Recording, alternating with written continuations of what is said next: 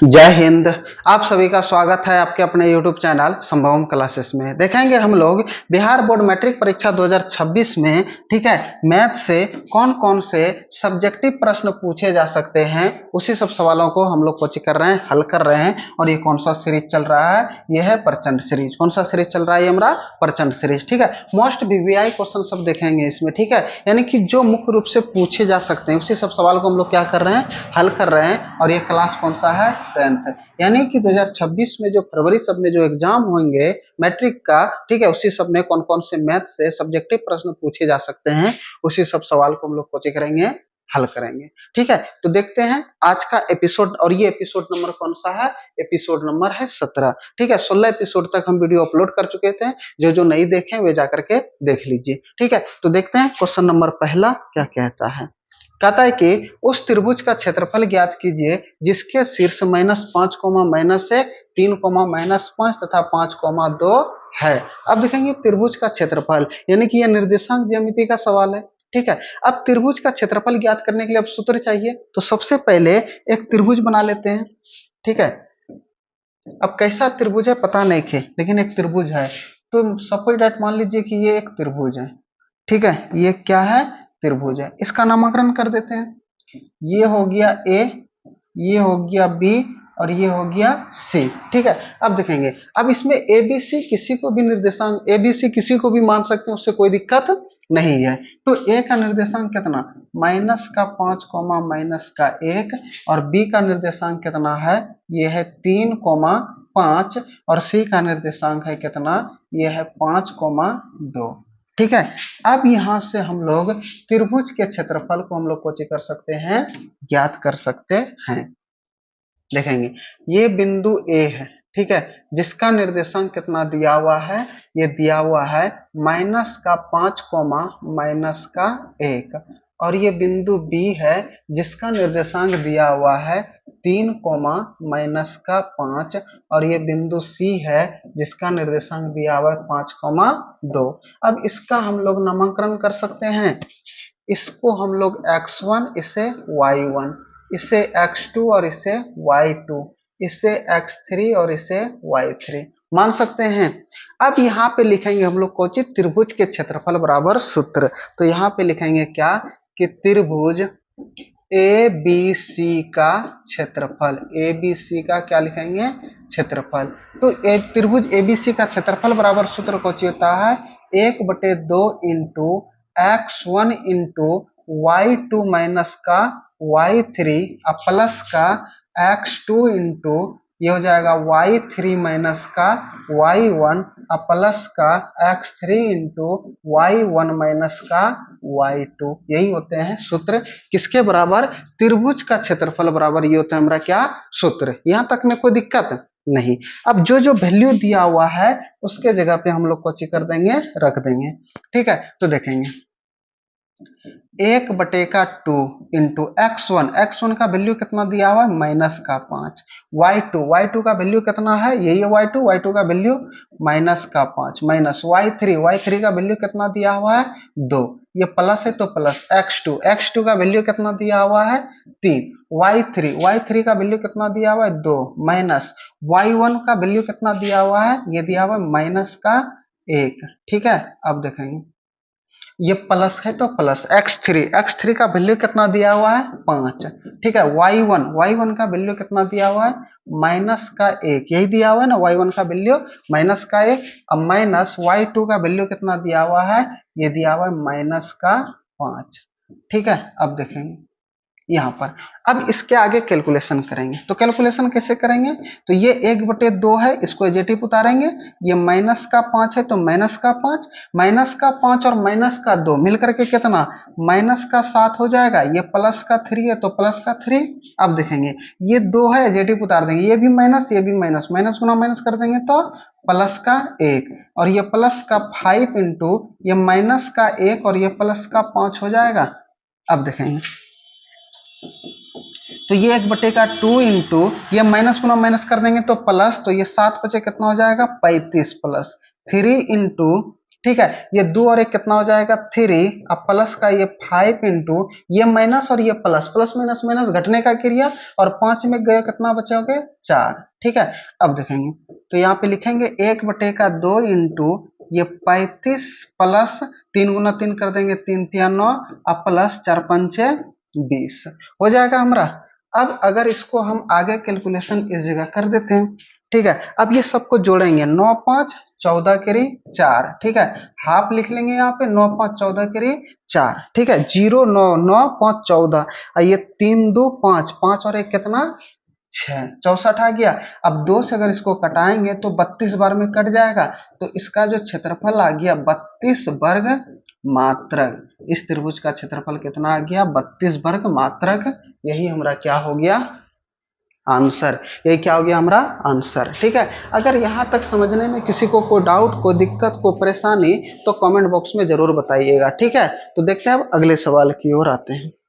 Question number 2 कहता है कि नदी के किनारे पर खड़े आदमी को दूसरे सिरे पर खड़े पेड़ का उन्नयन कोण 60 डिग्री दिखता है। जब आदमी किनारे से 40 मीटर दूर चलता है तो उन्नयन कोण 30 डिग्री हो जाता है। तो नदी की चौड़ाई ज्ञात करें, नदी की चौड़ाई ज्ञात करें। देखेंगे सवाल को पहले समझते हैं, उसके बाद बनाएंगे इसको। देखेंगे कुछ कहता है कि नदी के एक किनारे पर खड़े आदमी को दूसरे सिरे पर खड़े पेड़ का उन्नयन कोण 60 डिग्री है। जैसे कि समझेंगे, ये नदी का एक किनारा है और एक नदी का एक किनारा है, इसमें पानी बह रहा है। ठीक है।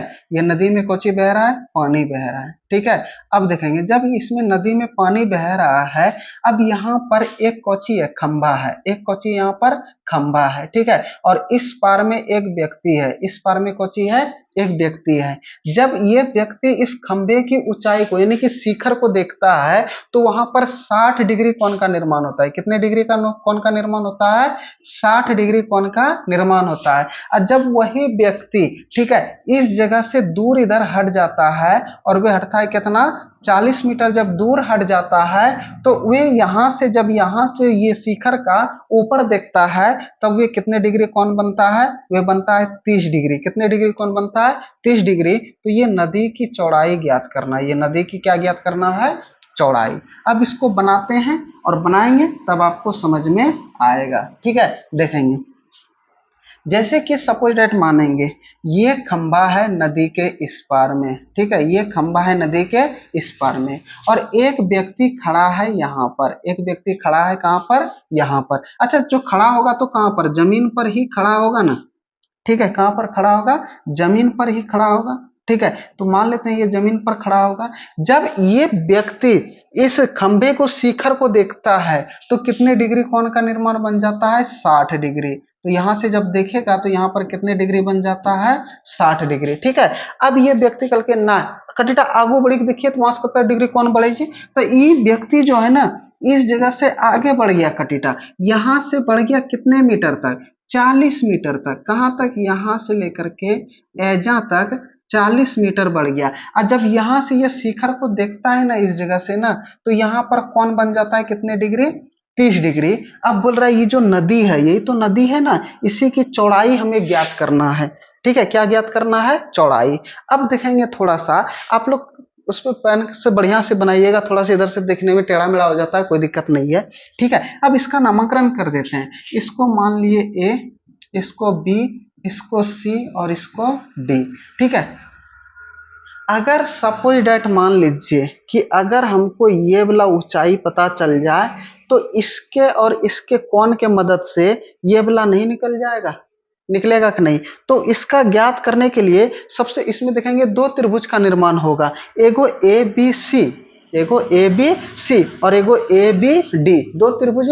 अब ए बी सी में थीटा का मान कितने डिग्री, 60 डिग्री, और ए बी डी में थीटा का मान कितना, 30 डिग्री। ठीक है। अब यहां से हम बनाते हैं। ठीक है। मान लेते हैं कि माना, ठीक है, ये नदी के जो किनारे खड़े आदमी के दूसरे सिर पर पड़े पेड़, यानी कि ये पेड़ है। ठीक है। मान लेते हैं कि माना पेड़ की ऊंचाई, ठीक है, पेड़ की ऊंचाई को क्या मान लेते हैं, h मीटर। मीटर में दिया है तो मीटर ही मान लेंगे, h मीटर। ठीक है। उसके बाद नदी के बीच की दूरी, ठीक है, नदी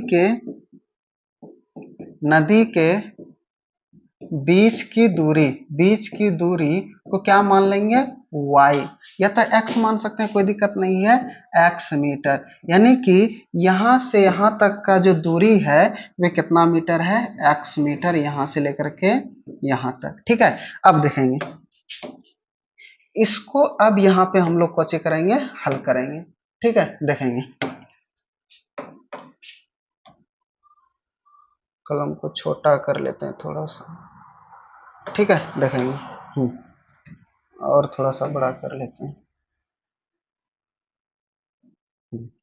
अब देखेंगे, ये जो है यहां तक लिख लिए। अब देखेंगे, अब सबसे पहली बार है कि बात करेंगे किसमें, त्रिभुज ए बी सी में, त्रिभुज ए बी सी में, क्योंकि इसको एच माने हैं तो यहाँ पर एच लिख देंगे यहां से यहां तक। ठीक है, अब देखेंगे, अब लिखेंगे त्रिभुज ए बी सी में। ठीक है, त्रिभुज ए बी सी में। अब यहाँ पर देखेंगे ये थीटा, थीटा के जस्ट सामने वाली भुजा ये लंब, और ये 90 डिग्री है, या ये वाला कर्ण, तो ये वाला कुछ हो जाएगा आधार। ठीक है, तो त्रिभुज ए बी सी में थीटा का वैल्यू कितना डिग्री दिया हुआ है, 60 डिग्री। अच्छा, आप लोग एक बात ध्यान में रखिएगा, क्या कि जिसमें लंब रहे और ये आधार रहे तो किसका प्रयोग होगा, टेन थीटा का। किसका प्रयोग होगा, टेन थीटा का। तो यहां पर लिखेंगे कौची कि टेन थीटा बराबर कौची होता है, ये होता है लंब बटे का आधार। ठीक है, तो यहाँ पे लिखेंगे क्या कि टेन 60 डिग्री बराबर लंब, लंब ये है हमारा h मीटर, ए बी है, तो ये पर कितना h, आधार कौन सा है, ये BC है, BC का वैल्यू कितना है, x। ठीक है, अब यहाँ पे थोड़ा सा अगर ध्यान दीजिएगा तो हम यहाँ से कौची कर सकते हैं, एक चीज ज्ञात कर सकते हैं। उधर से ये भी घसक जाता है। ठीक है, इसको थोड़ा सा ऊपर कर लेते हैं। ठीक है, यहाँ पे देखेंगे, अगर हम टेन 60 का वैल्यू पता करेंगे तो कितना होता है, √3। कितना होता है, √3। तो टेन 60 का मान कितना, √3 बराबर h बटे का x। ठीक है, तो हम इसको यहाँ भी छोड़ सकते हैं या तो क्रॉस मल्टीप्लिकेशन भी कर सकते हैं। तो देखेंगे, तो यहाँ पर लिख सकते हैं √3x बराबर का h, इसको हम लोग इक्वेशन नंबर फर्स्ट मान लेंगे। ठीक है, अब लिखेंगे दूसरा त्रिभुज। ठीक है, कौन सा, त्रिभुज ए बी डी में, ए बी डी में, इसमें कितने थीटा का प्रयोग हो रहा है, 30 डिग्री का। देखेंगे अबरी बार ये पूरे आधार और ये लंब, तो जिसमें लंब और आधार दिखे तो किसका प्रयोग होगा, टेन का। तो यहां पर लिखेंगे क्या कि टेन थीटा बराबर लंब बटे का कोची होता है, आधार, लंब बटे का कोची होता है, आधार। अब देखेंगे यहाँ पे टेन का वैल्यू कितना है, ये है 30 डिग्री, और लंब का वैल्यू कितना है, वही h, अब बराबर आधार, अब बार पूरे ये x प्लस 40 दोनों हो जाएगा कि नहीं, क्योंकि यहाँ से यहाँ तक, यहाँ से यहाँ तक x, यहाँ तक 40, तो पूरे कितना हो जाएगा, x प्लस का 40। ठीक है, अब देखेंगे क्रॉस, अब टेन 30 का वैल्यू कितना होता है, 1/√3, और ये h अपॉन x प्लस का कितना हो गया, 40। क्रॉस मल्टीप्लिकेशन कर देंगे तो √3 गुना h कर देंगे तो कितना, √3h, अब बराबर का x प्लस का 40। देखेंगे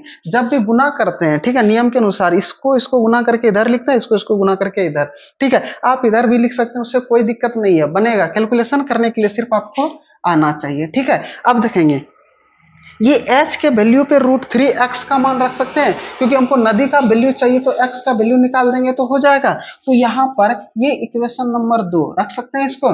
ठीक है, समीकरण 2 में h का वैल्यू रखने पर ये भी लिख सकते हैं यहाँ पे, तो यहाँ पे लिख देंगे, क्या लिख देंगे कि समीकरण 2 में, ठीक है, किसमें, समीकरण 2 में h का मान कोची करने पर, रखने पर, h का मान रखने पर, समीकरण 2 हमारा कितना है, ये है √3h बराबर x प्लस का 40। तो यहाँ पे √3 इंटू h के जगह पे क्या लिख सकते हैं, √3x लिख सकते हैं, √3x बराबर ये x प्लस का 40।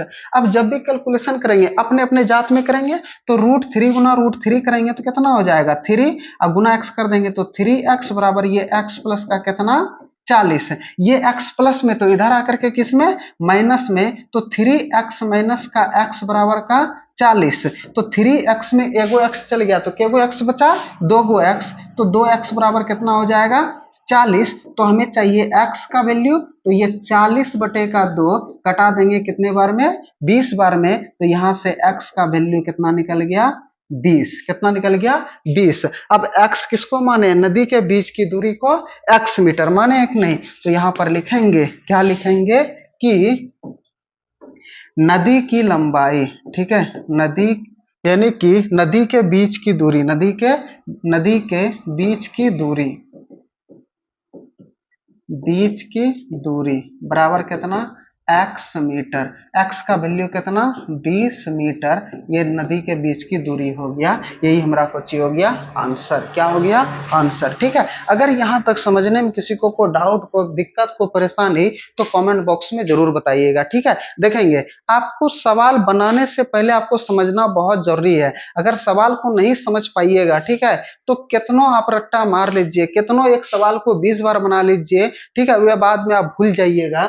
लेकिन अगर एक बार सवाल को अगर एक और से देखिएगा, समझिएगा, तो आप कभी भी उस सवाल को बना सकते हैं, कोई दिक्कत नहीं है। तो सवाल बनाने से पहले उसको समझिए कि क्या कह रहा है सवाल में, ठीक है, उसी के हिसाब से स्टेप बाय स्टेप बनाइए, तो आपका क्वेश्चन हो जाएगा, सवाल बन जाएगा। और नहीं तो रट्टा तो दुनिया मारता है, आप भी रट्टा मारिए, कोई दिक्कत नहीं है। ठीक है, ये हमारा साइंस नहीं है जो कि रट्टा मार दे, ज्योग्राफी नहीं है जो कि रट्टा मार दे। ठीक है, इसमें अब यहाँ पे ये चेंज भी कर सकता है, ये जो 40 मीटर दूरी गया वहां पर 20 मीटर भी हो सकता है, घट भी सकता है, बढ़ भी सकता है। तो आप स्टेप बाय स्टेप देखिए सवाल को, ठीक है, तभी तो आपको समझ में आएगा, अन्यथा समझ में नहीं आएगा। ठीक है, तो अब आते हैं अगले सवाल की ओर। ठीक है, देखते हैं। कहता है कि यदि सेक थीटा बराबर 13/12 तो cos theta plus sine theta का मान ज्ञात कीजिए। ठीक है, अब देखेंगे हमारा कोची दिया हुआ है सेक थीटा। ठीक है, सेक थीटा बराबर कोची दिया हुआ है 13/12। अब ये जो सेक थीटा बराबर सूत्र क्या होता है, इसका अनुपात क्या होता है, उसके बारे में समझते हैं। अच्छा, अगर नहीं आता है, ठीक है, तो सेक किसका उल्टा होता है, कॉस का। सेक किसका उल्टा होता है, कॉस का। और कॉस थीटा बराबर कुछ होता है आधार बटे का कर्ण। कॉस थीटा बराबर क्या होता है, आधार बटे कर्ण, और कॉस को ही उल्टा देते हैं तो कोची आता है सेक, तो ये कोची हो जाएगा कर्ण बटे का आधार। कोची हो जाएगा कर्ण बटे का आधार।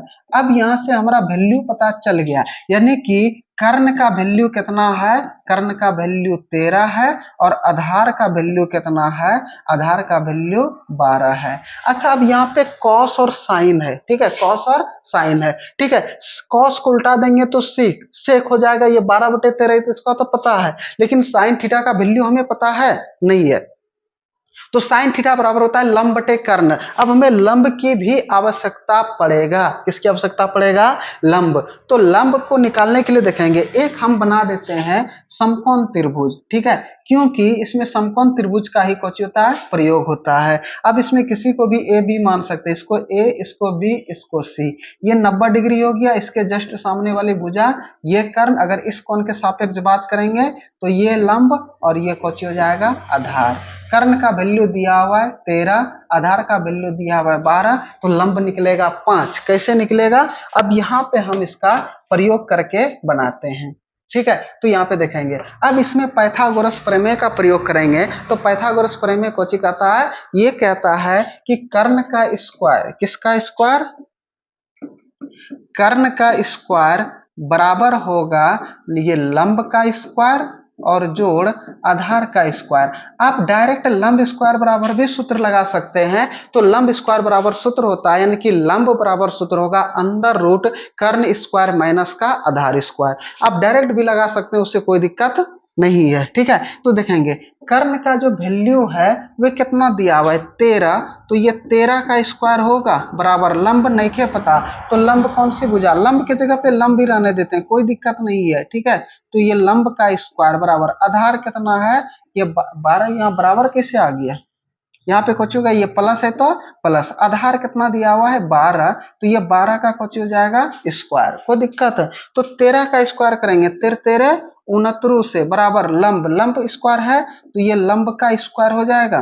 बरा प्लस बराबर है 44 से। ये 144 प्लस में तो इधर आकर के किस में माइनस में, तो ये 169 माइनस 144 अब बराबर ये कोची हो गया लंब स्क्वायर। अब 169 में 44 जाएगा, 9 में 4 गए 5, 2 में 4 गए, ठीक है, तो अंडर रूट कितना आ जाएगा 25 बराबर लंब। अब बताते हैं कैसे आया, ये स्क्वायर है तो इधर आकर के किस में रूट में, किस में आएगा रूट में। अब तो रूट में आ गया तो 169 में 144 घटाएंगे तो 25। अब 25 का जो वर्गमूल निकालेंगे तो कितना निकल जाएगा 5, यानी कि हमें लंब भी पता चल गया, वे कितना निकल गया 5। ठीक है, आप इसमें के भी लगा सकते हैं, कुछ भी लगा सकते हैं, कोई दिक्कत नहीं है। ठीक है, तो लंब कितना निकल गया 5। अब तो हम सवाल को बना सकते हैं, कैसे बना सकते हैं देखेंगे। तो यहाँ पे cos थीटा बराबर, ठीक है, cos थीटा, अब प्लस का किसका वैल्यू पूछ रहा है sin थीटा का। ठीक है, अब देखेंगे cos थीटा बराबर कुछ होता है, cos थीटा बराबर होता है आधार बटे का कर्ण। तो यहाँ पे लिख लेंगे क्या कि आधार बटे का कर्ण। ठीक है, अब प्लस sin थीटा बराबर कुछ होता है, ये होता है लंब बटे का कर्ण। क्या होता है लंब बटे का कर्ण। तो आधार का वैल्यू कितना 12, कर्ण का वैल्यू कितना 13, लंब का वैल्यू 5, कर्ण का वैल्यू 13। ये 13 13 का एलसीएम कितना 13, 13 से 13 में भाग देंगे कितने बार में, एक बार में, 1 गुना 12 कर देंगे तो 12, 13 से 13 में भाग देंगे एक बार में, 1 गुना 5 कर देंगे तो 5। ठीक है, अब 12 और 5 को जोड़ देंगे तो कितना 12 5 17 बटे का 13, यानी कि इसका वैल्यू यही आ गया कितना 17 बटे का 13। ठीक है, कोई दिक्कत नहीं ना। अगर यहाँ तक में किसी को कोई डाउट, कोई दिक्कत, कोई परेशानी तो कमेंट बॉक्स में जरूर बताइएगा। ठीक है,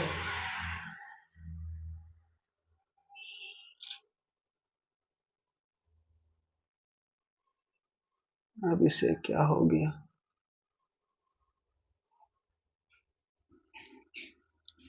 अब देखेंगे यहाँ पे। ठीक है, अगर यहाँ तक में किसी को डाउट, को दिक्कत, को परेशानी तो जरूर बताइएगा कमेंट बॉक्स में। ठीक है, तो देखते हैं अगले सवाल की ओर।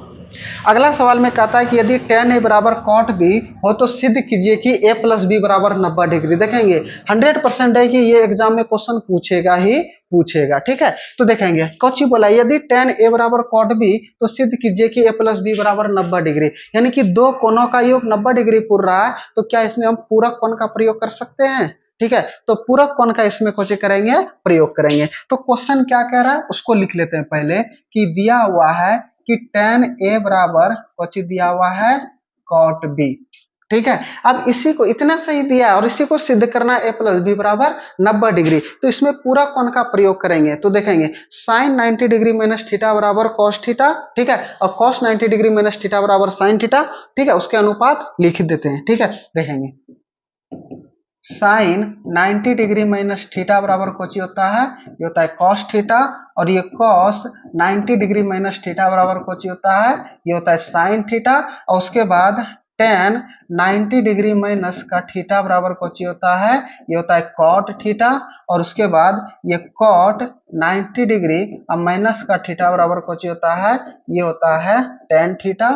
ठीक है, उसके बाद सेक 90 डिग्री माइनस का थीटा बराबर कुछ होता है कौसेक थीटा। कुछ होता है कौसेक थीटा, और कौसेक 90 डिग्री और माइनस का थीटा बराबर कुछ होता है, ये होता है सेक थीटा। समझ गए, ये होता है पूरक कोण का अनुपात। ठीक है, अब समझेंगे यहाँ से कि कैसे बनाएंगे हम इसको। ठीक है, अब देखेंगे tan को बदल देते हैं, किसको बदल देते हैं tan को। तो अब ये जो tan है, ठीक है, ये जो tan है, tan a के जगह पे देखेंगे, a के जगह पे थीटा है, तो tan a के जगह पे थीटा के जगह पे क्या लिख सकते हैं cot 90 डिग्री माइनस थीटा लिख सकते हैं। तो यहां पर लिख देंगे cot 90 डिग्री माइनस का थीटा। ठीक है, और यहाँ पे कुछ लिखेंगे cot यहाँ पर b, और ये जो थीटा है इसके जगह पे क्या लिख देंगे a। ठीक है, a है तो यहाँ पे क्या लिख देंगे a। कोई दिक्कत, यानी कि cot, ये tan a के जगह पे हम क्या लिख दिए cot 90 डिग्री माइनस का a अब बराबर का कोची cot b। ये दूसरे वाले को कॉट बी को कॉट बी ही लिख दिए। अब देखेंगे ये कॉट जो है ये भी कॉट है और ये भी कॉट है, तो ये कैंसिल आउट हो जाएगा, तो बचेगा कौची, ये बचेगा 90 डिग्री माइनस का ए बराबर का क्या बचेगा, बी। तो ये 90 डिग्री अब बराबर का ये बी प्लस का ए हो जाएगा, ये माइनस का ए है उधर जाकर के किसमें, प्लस में, तो हम दोनों प्लस में इसको इस पर इसको इस पर लिख सकते हैं, यानी कि ए प्लस बी बराबर कितने डिग्री, 90 डिग्री। यही हमें सिद्ध करना था, प्रूव करना था, तो कुछ कर दिए, प्रूव कर दिए। तो इसको बनाने से पहले आप यहाँ पे लिखना पड़ेगा, ठीक है, कि दिया हुआ है, क्या दिया हुआ है, tan a बराबर cot b, ठीक है। उसके बाद क्या सिद्ध करना है, a प्लस बी बराबर 90 डिग्री, उसके बाद उपपत्ति शुरू कर देना है। उपपत्ति शुरू करने से यहाँ से आप लोग बना सकते हैं, यहाँ से भी बना सकते हैं, कोई दिक्कत नहीं है, ठीक है। देखते हैं अब अगले सवाल की ओर।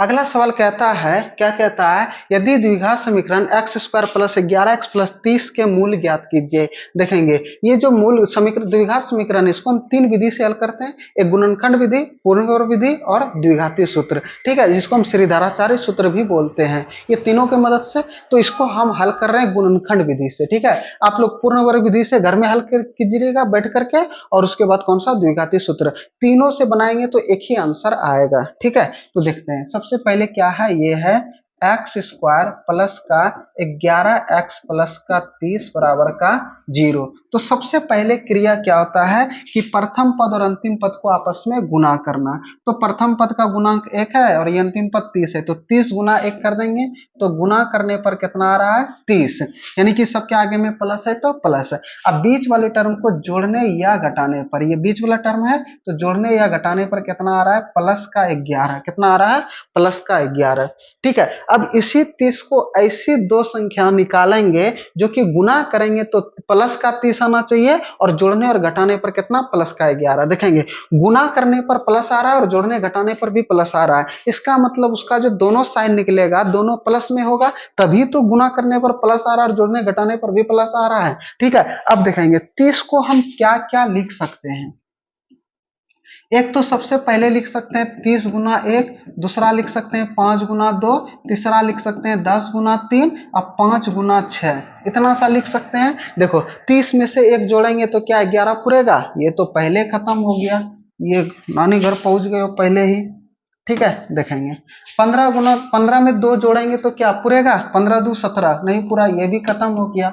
10 गुना 3 कर देंगे तो सॉरी 10 और 3 को जोड़ेंगे 10 3 13, क्या पूर गया, नहीं, 6 5 11, हाँ पूर गया। एगो 5 एगो 6, यानी कि एगो 5x आ गया, एगो कौन सा आ गया, 5x, और एगो 6x, यानी कि प्लस का 6 5 11, यानी कि प्लस का 5 और प्लस का 6। अब यहाँ पे तोड़ करके इसको लिखेंगे, एक्स स्क्वायर प्लस का कितना 5x प्लस का 6x प्लस का ये 30 और ये बराबर का 0 होगा हमारा। अब देखेंगे ये, अब ये जो 11x देखेंगे 6x और 5x, 11x 6 गुना 5 6 5 30 आ गया हमारा। अब ये जो 11x को दो भागों में तोड़े, आधा भाग यहाँ आधा भाग यहाँ, कॉमन ले सकते हैं, तो देखेंगे अब इसमें 5 है तो इसमें 5 नहीं, इसमें x है तो इसमें x है, तो कॉमन क्या आएगा, x आएगा, ठीक है।